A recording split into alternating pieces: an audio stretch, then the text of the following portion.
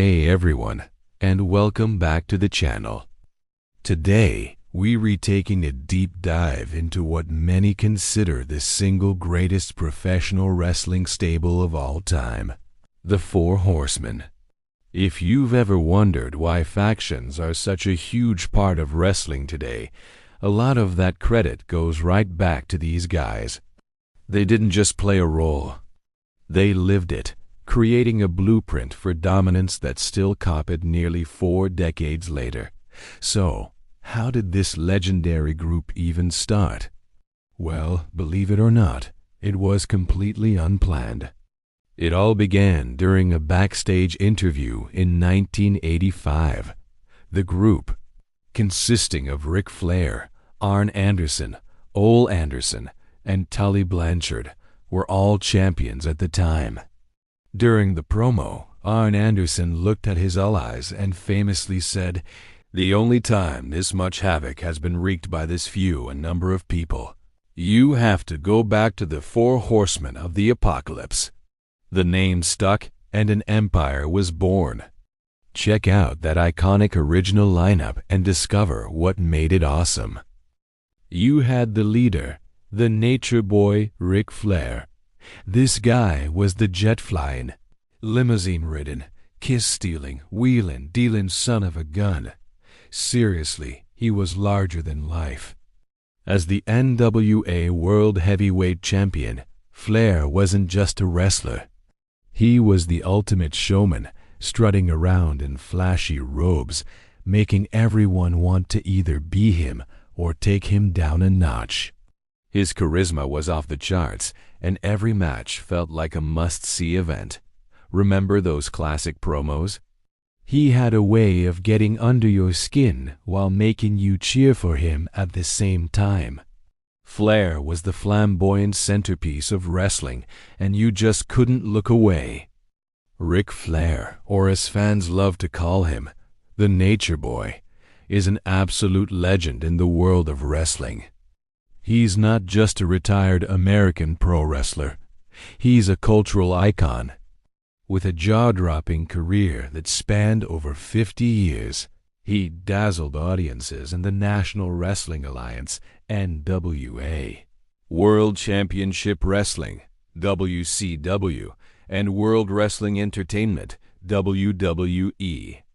Flair's charisma, flashy robes, and signature woo have made him a fan favorite, and he's known for his epic rivalries and unforgettable matches. Isn't that just amazing? Ric Flair is officially recognized by WWE as a legendary 16-time world champion. With titles spread across the NWA, WCW, and WE, he's got 8 NWA titles, 6 WCW titles, and 2 WE titles under his belt.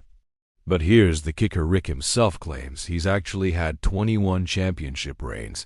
How wild is that? He's not just a champion, he's a 2-time WWE Hall of Fame inductee. First, he got in solo in 2008, and then again in 2012 as part of the iconic Four Horsemen. And let's not forget that unforgettable moment in the 1992 Royal Rumble, where he entered as the 3rd participant and lasted nearly 60 minutes to snag the vacant WWF Championship. Talk about endurance and skill. Flair's charisma and flair, pun intended, have made him a true icon in wrestling history. Let's dive into that legendary original lineup and see what made it special. Now, let's talk about Flair's iconic persona. The Nature Boy wasn't just a name, it was a whole vibe. With his bleached blonde hair, flashy designer suits, and those elaborate robes, he knew how to steal the spotlight. And who could forget that unforgettable woo chant? It became a rallying cry for fans everywhere. Plus, his figure 4 leg lock finishing move? Absolutely legendary. Flair's larger-than-life character and charisma truly made him a wrestling icon that fans still celebrate today. Born Richard Morgan Fliehr on February 25, 1949, Flair is currently 76 years old. He has faced various financial challenges throughout his life, and his net worth in 2025 is estimated at around $500,000. Cannabis line. In 2022, Flair launched a line of legal cannabis products in partnership with Mike Tyson's team, Woo Energy Drink. He introduced his own mushroom-based energy drink, which secured advertising deals with organizations like All Elite Wrestling, AEW. Endorsements. Flair has an endorsement deal with Adidas, which released Dame 7 Ric Flair white sneakers in colors inspired by his ring gear. Flair continues to make sporadic appearances in the wrestling world and remains an enduring figure in popular culture. He used charisma and backed it up in the ring like no one else. Then you had the muscle and the brains. Arn Anderson was the enforcer. He was the group's tactical genius and one of the most respected technical wrestlers ever. If Flair was the Flash, Arn was the foundation. His on-screen uncle, Ole Anderson, was the grizzled veteran, a no-nonsense brawler who added a layer of pure toughness and credibility to the group. Nobody messed with Ole. Rounding out the wrestlers was Tully Blanchard.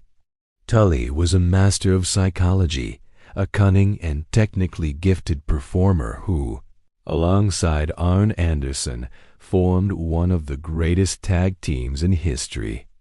They were a perfect match, both strategically and in their ruthless in-ring style.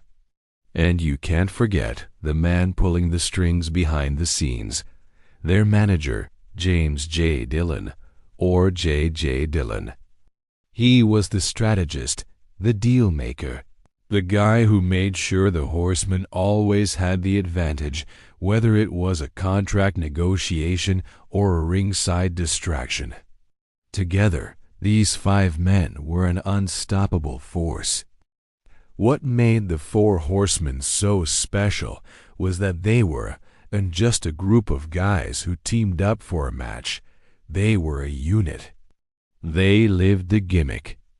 They traveled together in limousines and private jets, wore custom-made suits, and always had the most beautiful women on their arms.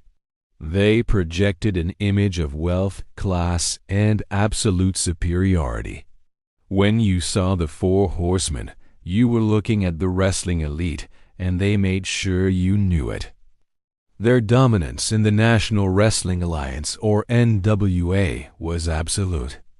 They had a simple philosophy: what's ours is ours, and what's yours is ours too. They systematically targeted every major championship and, for a time, held them all. Imagine this: Ric Flair as the world champion, Arn Anderson and Tully Blanchard as the world tag team champions, and other members holding the television or United States titles. They controlled the entire promotion. If you wanted a shot at gold, you had to go through them, and that was a war very few people won. This dominance led to some of the most iconic feuds in wrestling history. Their war with the American Dream, Dusty Rhodes, is legendary. The Horsemen represented everything Dusty fought against: the corporate elite, the snobbery, the silver spoon attitude. Their attacks on Dusty were brutal and personal, like the infamous parking lot beatdown where they broke his arm and leg. These weren't just wrestling matches. They were deeply personal battles that fans were emotionally invested in. They also had classic rivalries with Sting and the Road Warriors.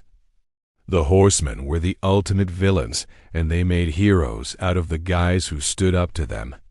Their matches against Sting, in particular, helped elevate him from a rising star to a main event superstar. The clash of styles, the Horsemen' technical ruthlessness against the raw power and charisma of their opponents created magic every single time. Over the years, the lineup of the Four Horsemen changed.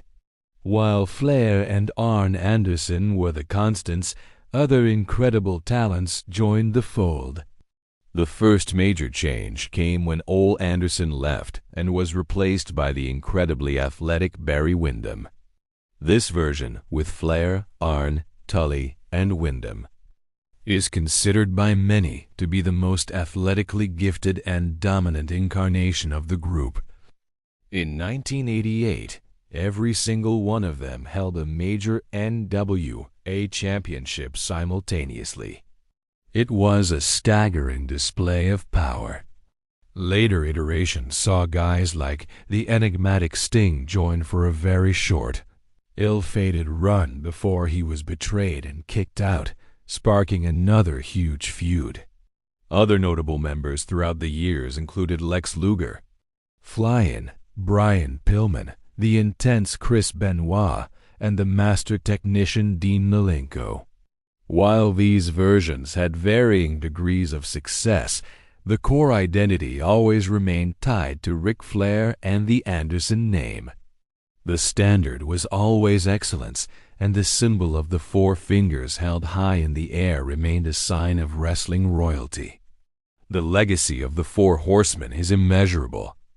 They were the first group to truly blur the lines between reality and performance, making fans believe they were a real-life gang of elite athletes who ran the show. Their influence is everywhere. Without the Four Horsemen, you likely wouldn't have had the Unwo, Degeneration X, or Evolution. Triple H, a self-admitted huge fan, modeled Evolution directly after the Horsemen, with himself in the Ric Flair role. Ric Flair as the veteran presence, Randy Orton as the future, and Batista as the enforcer. The four-finger salute is still one of the most recognized symbols in wrestling. It represents a bond, a commitment to excellence, and a legacy of dominance. In 2012, WE rightfully acknowledged their impact by inducting the core members Ric Flair, Arn Anderson, Tully Blanchard, Barry Windham, and J.J. Dillon into the Hall of Fame. It was a fitting tribute to the group that changed the game forever. They weren't just a team. They were an institution. The Four Horsemen set the standard for what a wrestling stable could and should be. They were cool, they were dangerous, and they were the best. Their story is a cornerstone of professional wrestling history, a timeless tale of power, style, a brotherhood that ruled the squared circle. What are your favorite Four Horsemen moments or memories? Let me know down in the comments below. Who do you think was the best lineup? Thanks so much for watching, and if you enjoyed this look back at wrestling history, make sure to hit that like button and subscribe for more content. We'll see you in the next video.